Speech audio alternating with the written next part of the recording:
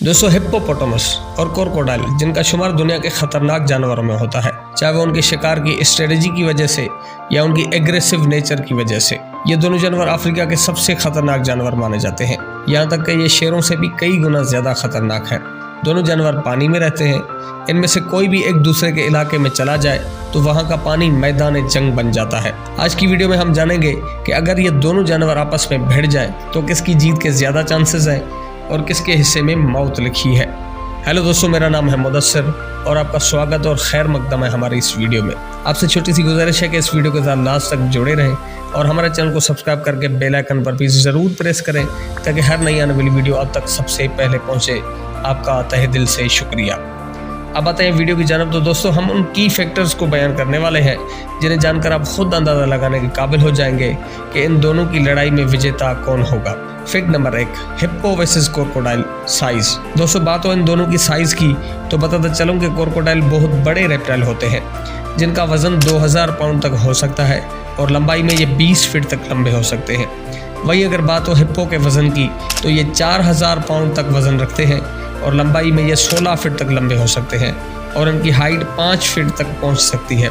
दोस्तों, इस कंपैरिजन में हिप्पो विजेता है क्योंकि इसके पास साइज और वजन का एडवांटेज है। Fact number 2, hippo versus crocodile speed.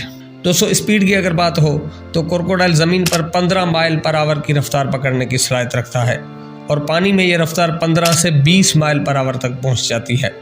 वहीं हिप्पो ज़मीन पर 30 माइल पर आवर तक रफ्तार पकड़ने की सलाहियत रखते हैं, मगर यही रफ्तार पानी में 30 से घटकर 5 माइल पर आवर तक पहुंच जाती है।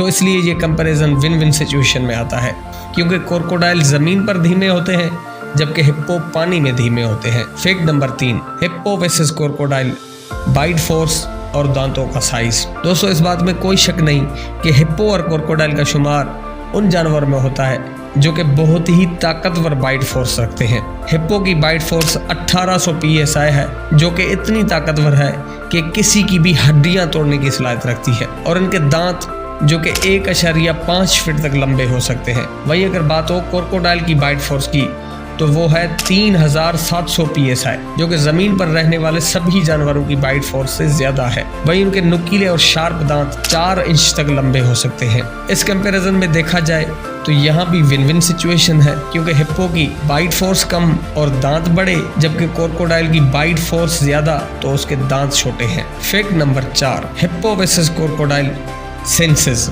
जब बात आती है सेंसेस की तो बताता चलूं कि क्रोकोडाइल की नज़र पानी के अंदर बहुत ही तेज़ होती है और ये पानी में होने वाली थोड़ी सी हरकत को भी महसूस कर लेते हैं, इसलिए इन्हें पानी का माहिर शिकारी भी माना जाता है।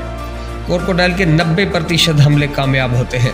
वहीं अगर बात हो हिप्पो की तो उनके पास कमाल की सेंस ऑफ स्मेल होती है। ये खुश्की और पानी में एक जैसा देख सकते हैं और सुन सकते हैं। इस कंपैरिजन में देखा जाए तो विजेता हिप्पो है क्योंकि उनके पास क्रोकोडाइल के मुकाबले में बेहतर सेंसेस हैं। Fact number 5, hippo versus crocodile physical defence. दोस्तों, इन दोनों के फिजिकल डिफेंस की बात हो तो बताता चलूं कि क्रोकोडाइल के पास ज़बरदस्त डिफेंस मैकेनिज्म है जो कि उसे बहुत सारे प्रेडेटर और बहुत सारी लड़ाइयों में सर्वाइव करने में मदद करता है। जैसे उनकी मोटी और सख्त खाल उन्हें किसी भी हमले से महफूज रखती है और उनकी पानी के अंदर ज़बरदस्त रफ्तार किसी को भी टिकने नहीं देती।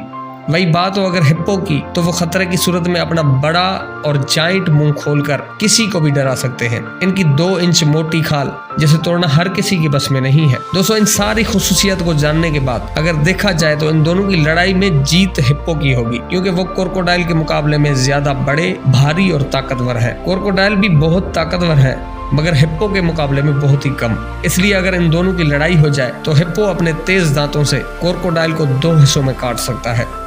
दोस्तों, आज के लिए बस इतना ही। उम्मीद है कि ये वीडियो आपको पसंद आई होगी। अगर पसंद आई तो लाइक करें, हमारे चैनल को सब्सक्राइब करें। इंशाल्लाह फिर मुलाकात होगी एक नई वीडियो के साथ। तब तक के लिए अपना बहुत सा ख्याल रखें, हमें अपनी दुआओं में याद रखें। अल्लाह हाफिज़।